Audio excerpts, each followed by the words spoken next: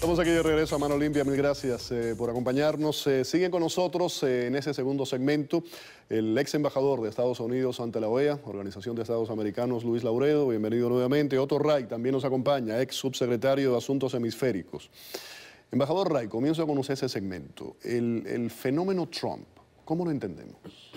El fenómeno Trump nunca, en mi experiencia, nunca se ha visto en Estados Unidos. Han habido independientes, pero nunca se ha visto una persona que francamente en América Latina o en países latinos sería descrito como un demagogo, ¿no? Trump es francamente un demagogo, pero una persona que cada vez que ataca a alguien o que dice una barbaridad, porque dice todo tipo de barbaridades, no solo no le daña, sino que al contrario, sube en las encuestas. ¿Y cómo entendemos eso? Yo no sé, yo no puedo, yo creo que hay que ser un psiquiatra para entender eso.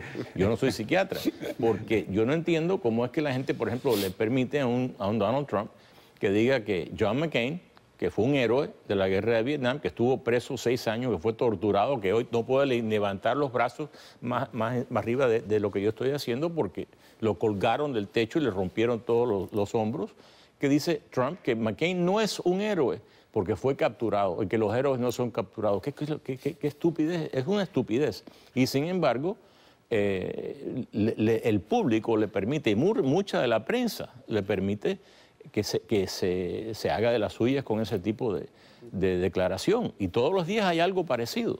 Tarde o temprano, yo creo, ¿no?, que el público se va a dar cuenta y lo van a rechazar, pero no sé. Embajador Lauredo, hablamos de Trump y está el caso de Fiorina y está el caso de Ben Carson, el neurocirujano.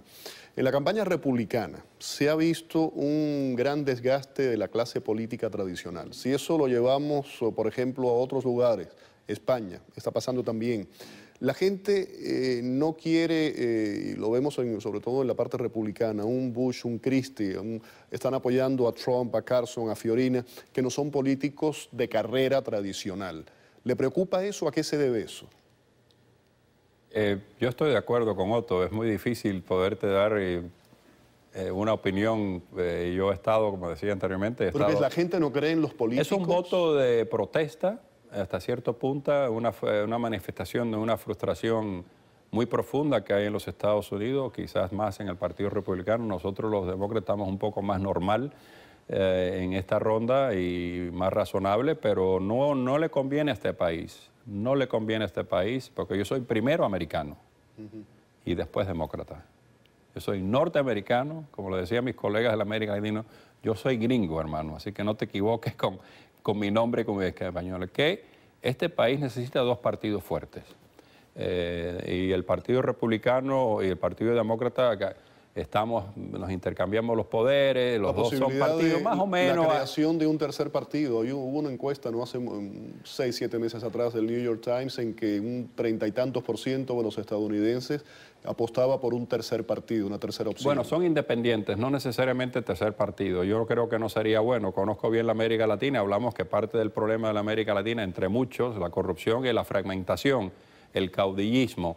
Lo bueno que tiene esto, porque siempre yo busco lo bueno, es de que esto es una democracia tan saludable que tolera a este tipo de personas. En el caso de los republicanos están sufriendo terriblemente una crisis interna que ojalá se sane en un momento, pero el gran triunfador creo es la democracia, que aquí es un país tan libre que puede haber un Donald Trump. Hay una culpabilidad de más o menos de tu profesión, no tú, de que se ha convertido en entertainment, no sé cómo se dice en español, de entretenimiento. Y Trump es un tipo que vende porque lo que pasa es que va de lo absurdo a lo más absurdo. Yo, por ejemplo, me quedé en shock cuando dijo lo de McCain. Yo todo lo demás lo tomaba en broma, pero lo de McCain, he leído todos los libros de McCain, él me regaló uno que haya dicho de McCain, y ahora sale con una cuestión con un periodista que tiene cualquier sea tu diferencia con el periodista. Una cosa, y yo digo, pero ya ¿hasta dónde va a ir esto? No sé, yo espero que respuesta es que yo creo que es difícil de saber. Yo sí sé que hay una frustración muy grande en el país. La prosperidad está avanzando mucho después de la crisis del 2008 y el colapso del sistema financiero, pero quizás no haya penetrado todavía, y estos son los fenómenos que que la gente, este voto de protesta va a ser sostenible en el proceso de las primarias, porque acuérdense que todavía no ha habido ninguna primaria, en marzo primero, ya veremos, pero el diálogo per se, mientras que por un lado es saludable para la democracia, también es un poquito, a mí que estoy la mayoría del tiempo en el exterior, me da pena, te digo sinceramente. Embajador Reich, analistas consideran que Trump y Carson pudieran quedar en el camino. Estaba hablando de las primarias en marzo primero. He estado viendo, vi una encuesta que decía lo contrario, pero la mayoría de las encuestas, el primero que aparece en casi todas las encuestas por el lado republicano de los políticos tradicionales es el senador cubano-americano Marco Rubio. ¿Le ve posibilidades a Marco Rubio?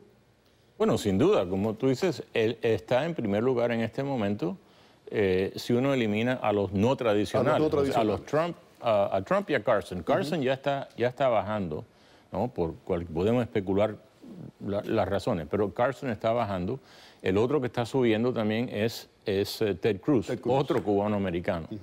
Es posible que queden dos cubano-americanos peleando uno contra el otro, no sé. Pero yo creo que lo que demuestra es que, porque ellos están como a 14%, mientras que Trump y Carson Trump está como a 30 o 20 y pico y Carson a 18. Demuestra que lo que estábamos hablando, que la gente está buscando algo que no sea un político tradicional, lo que ellos consideran un político tradicional. Existe un gran malestar en este país hacia la manera en la cual los políticos han manejado la política de este país. Y esto es contra republicanos y contra demócratas, francamente. Los últimos 7 años han sido un desastre. No ha habido progreso. La tasa de desempleo real en Estados Unidos no es 5%, es más cercano al 10%, porque no se cuenta el underemployment, por ejemplo. El nivel de empleos de hoy en día está al nivel de 1978. O sea, el mismo número de norteamericanos está trabajando hoy, 2015, que estaba trabajando en 1978. Eso no es prosperidad.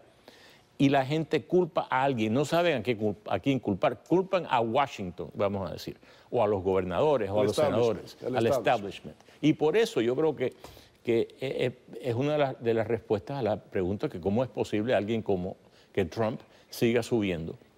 Es una reacción, no es a favor de Trump, es en contra de todos los demás. Déjame hacer porque tengo quizás que abandonar un poquito mi objetividad y tono en esta. No importa qué pregunta tú le haces al embajador O'Reilly, se pasa mitad de la respuesta atacando al presidente Obama.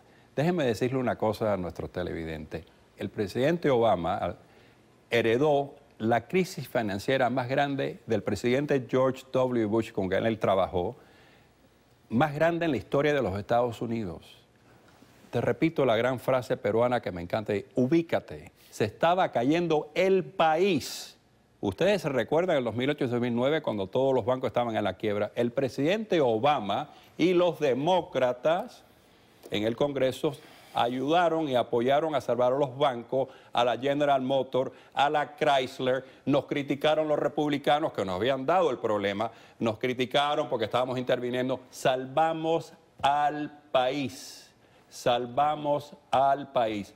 Que no está perfecto la cosa hoy, perfecto, pero como le digo yo a mucha gente, acuérdate siempre no lo que pasó, sino lo que no pasó. Lo que no pasó es que se iba a colapsar la crisis, ¿ustedes se acuerdan, Félix, se llamaba la Gran Recesión? Porque había un consenso que la palabra adecuada desde el punto de vista económico es depresión, con mayúscula, que lo que heredamos en el 2008, depresión. Se llegó a un consenso que era tan chocante, vamos a hacer Gran Recesión, concepto nuevo. O sea, vamos a ser un poco más justos, porque obviamente si todas las respuestas van a ser atacando a los demócratas, de que sí, que la prosperidad, que es real, y si no la sabes, vive en el exterior como yo. Y ve los números en China, en todos los Estados Unidos, está más próspero que nunca nadie se lo había imaginado. Ahora bien, que no se ha distribuido bien esa prosperidad, donde la clase media está todos los días más asustada, sí refleja en un sentido objetivo esta frustración, que la gente se siente, pero bueno, y tienen que echarle la culpa a alguien. y le echan la culpa a los gobernantes con alguna razón. Entonces dan este tipo de voto de protesta, estos fenómenos de outsiders como es Trump, etcétera, etcétera. Es justificable. Por el otro lado es peligroso. Muy peligroso. Exacto.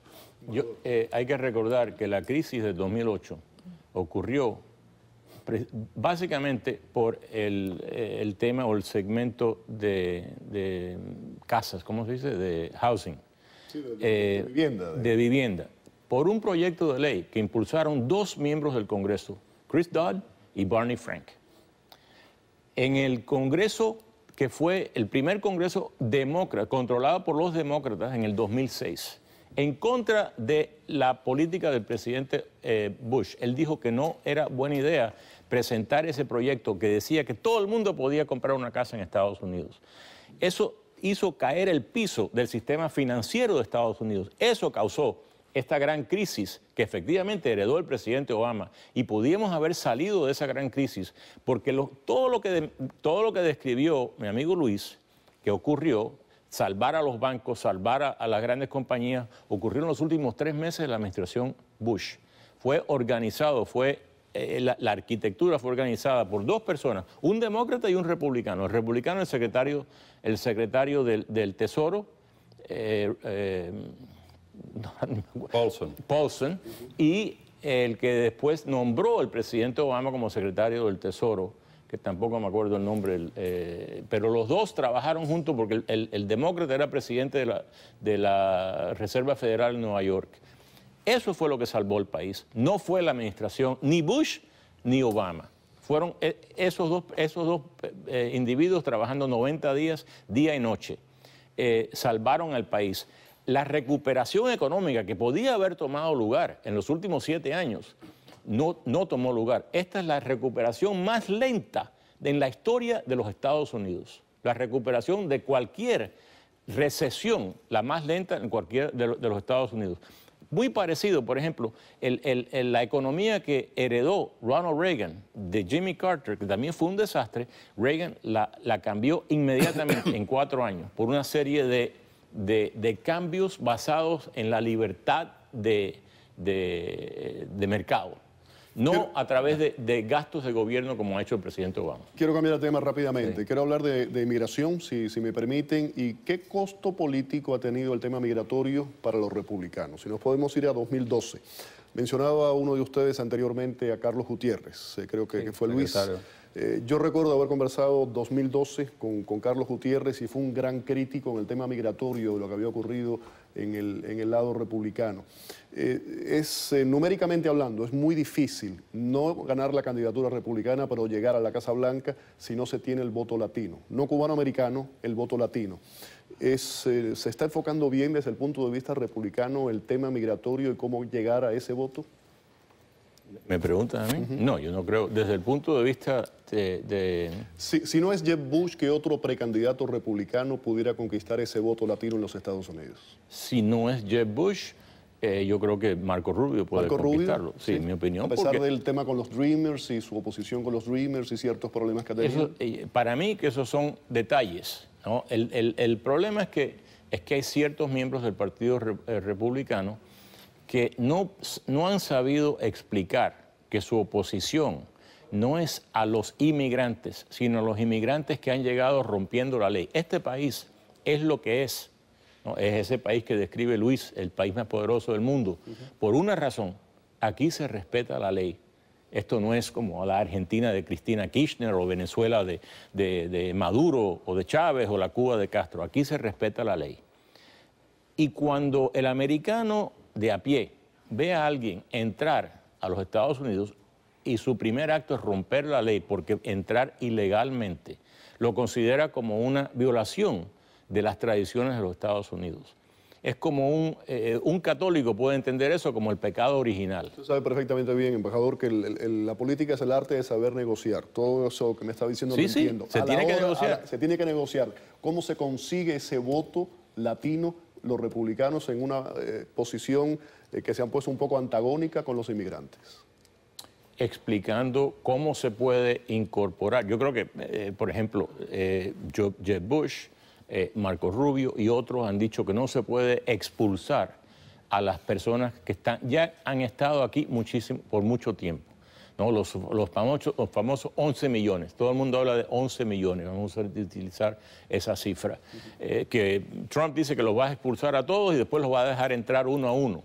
Pero hay mucho, por ejemplo, el gobernador Kasich de Ohio dice, usted está loco. ¿Cómo va a expulsar? Lo va a montar en autobuses o en trenes y lo va a mandar a México cuando muchos de ellos ni siquiera son mexicanos. Hay que encontrar, como tú dices, la política es el arte del compromiso, ¿no? ¿Cómo se dice? Compromise. El compromiso. Sí, de encontrar una solución. Y los republicanos tienen que encontrar esa solución muy rápidamente. Yo tengo mis ideas, pero yo no soy candidato. Claro. Me queda un minuto, desafortunadamente me quedaría más tiempo conversando que con hemos ustedes. hecho para llegar a un consenso bipartidista, el último esfuerzo lo hizo el senador McCain, de llegar a una razón... Y tuvo para McCain además un alto costo político. Exactamente, pero por eso es un gran hombre, porque es mucho más importante ser un statesman que un político, y por eso este país es grande, por los McCains del mundo y otros, demócratas y republicanos. Pero cada esfuerzo que hemos hecho en una forma racional como demócratas de llegar a un acuerdo con los republicanos últimos para reformar las leyes migratorias han sido totalmente vetados por los republicanos. Es triste, y lo que más triste es todavía que ajeno a tus diferencias, porque en una democracia tú puedes tener diferencias, es parte del proceso democrático, pero las palabras, la retórica antilatina son violentas, son de desprecio a los mexicanos-americanos particularmente, que a propósito son una parte vital de la economía de los Estados Unidos. Por lo que más los apoyan son empresarios, especialmente agrícolas. Muchos, la mayoría, son republicanos porque los necesitan como mano de obra. Entonces no son los republicanos los que están en contra. Entonces, en el proceso de los senadores republicanos y de los congresistas republicanos han frustrado cada esfuerzo que hemos hecho de llegar a un acuerdo. La política, a propósito, es el arte de lo posible, que es parte de tu país. Con esa tesis nos hemos sentado en 4 ocasiones y decir, vamos a llegar a un acuerdo.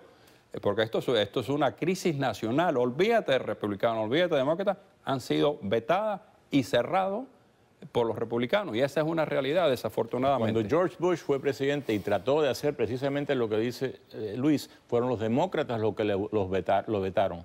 Los demócratas, porque no querían que un republicano fuera el que solucionara el problema de la inmigración. Mucha gente se cuestiona, desafortunadamente tengo que irme, embajador Ray, hablando de inmigración, la política que tuvo Ronald Reagan con inmigración y la que tuvo George W. Bush también con inmigración, fueron los dos últimos republicanos que tuvieron realmente, dieron pasos importantes en el tema migratorio, y lo digo con lo que estamos viendo hoy día.